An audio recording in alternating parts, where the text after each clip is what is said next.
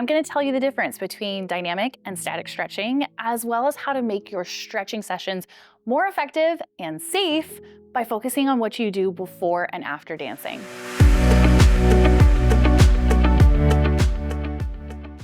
As dancers, we've been primarily taught that there's one way to stretch to get the flexibility of your favorite prima ballerina. It typically involves holding extreme positions for minutes at a time, stretching tendons and ligaments past their optimal capacity, and you're always wondering why you feel more flexible on the ground than when you're actually dancing. Dynamic stretching, simply put, means moving through stretches with strength and control. This would be things like leg swings, reaching lunges, and moving figure fours. These types of movements stimulate muscle and mobilize multiple joints at one time. These often feel like things that challenge muscles in strength as well as stretching it.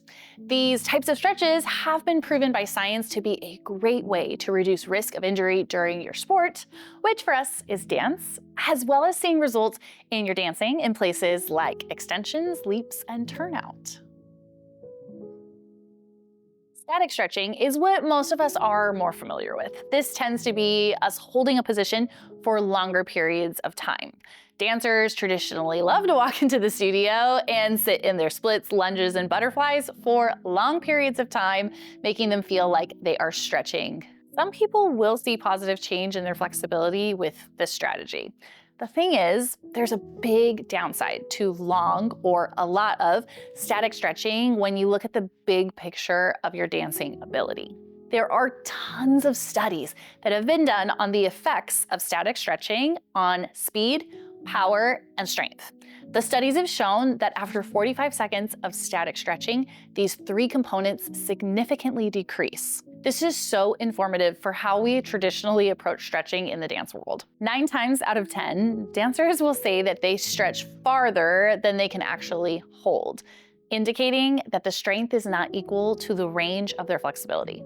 This perfectly highlights some of the missing aspects of mobility training in our dance world. If you also think about what you want to move like as a dancer, words that might come to mind are controlled, powerful, dynamic, graceful.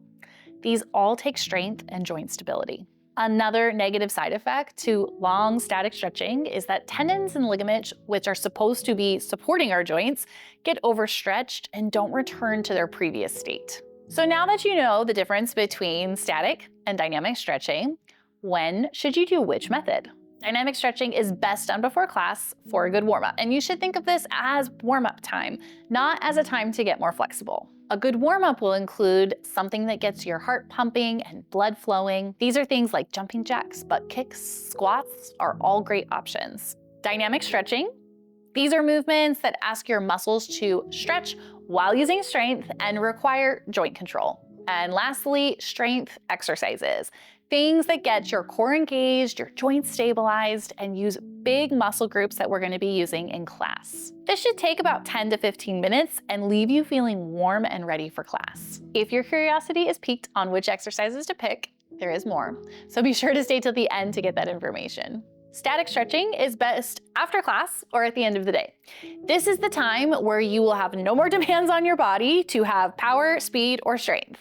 And now you can do some really nice static stretching. Remember that 45 seconds was the tipping point in the research, and I tend to recommend 20 to 30 seconds per hold per muscle group. This should be about 10 to 15 minutes. You will be better off stretching every day 10 to 15 minutes than twice a week for an hour. This helps us stay away from overstretching tendons and ligaments while still seeing improvement in our muscle flexibility. Second, the sensation should be stretching, not painful in the joints or too high on the pain scale. No pain, no gain is out the window. This may mean shorter holds and smaller positions. Lastly, if you're stretching to improve a range in your muscles, stick to a few body parts instead of all over body. Keep it simple and consistent over time. And here is the beautiful thing about evidence-based work. We keep learning more and are not stuck on one thing in the past. In 1 or 5 years, we may find a better way or recipe to improve our mobility for dance. I will be sure to share what I learn and continue my quest for the best and safest practices for dancers. Now, check out the video below for some effective exercises to actually implement into your routine. And if you're ready to see change in your flexibility, in your dancing, in a safe and effective way, check out my Dancer Strong Flexibility for Dancers program. I put the link in the description below. And very lastly, liking this video is the best show of support. So thank you for hitting the like button and assisting me to make more videos like this that debunk myths, cues that change technique, and workouts that help you feel your best in class. I'll see you next time.